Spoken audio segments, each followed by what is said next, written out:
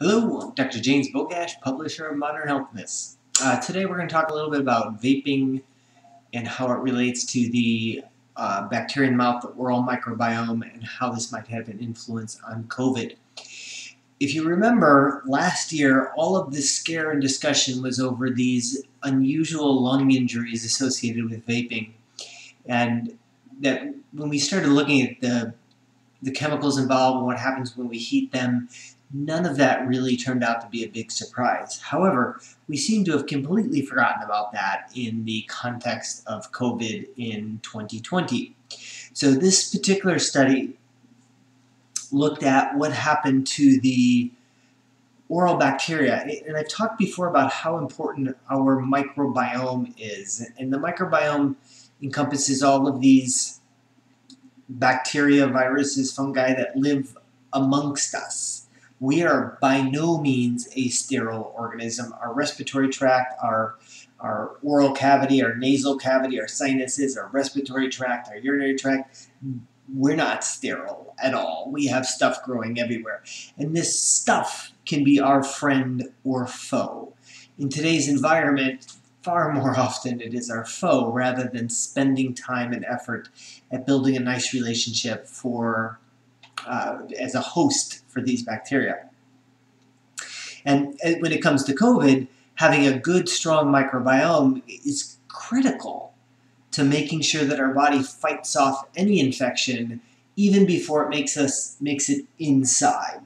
So circling back to this particular study, researchers looked at about 123, I believe was the number, vapers, and they found a very disturbing trend in vapers and how much it changed the oral microbiome, the makeup of the bacteria in the mouth. And this happened very quickly. They were a little surprised that within months, so usually about 4 to 12 months, that these changes started to occur, and these changes got worse with time.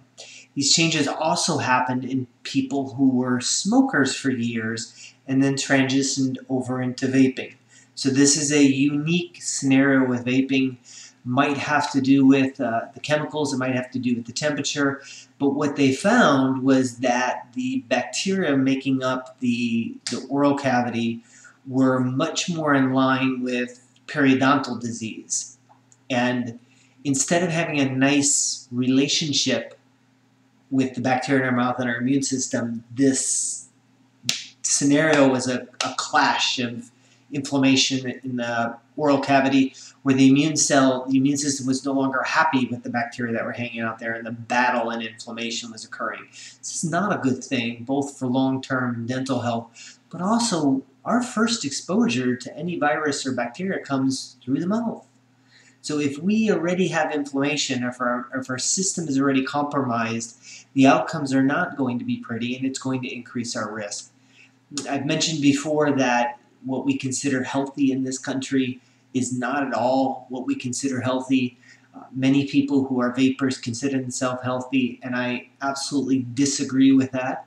This particular study just adds weight to the fact that vaping is changing our bodies in ways that we have yet to understand what the long-term ramifications are going to be.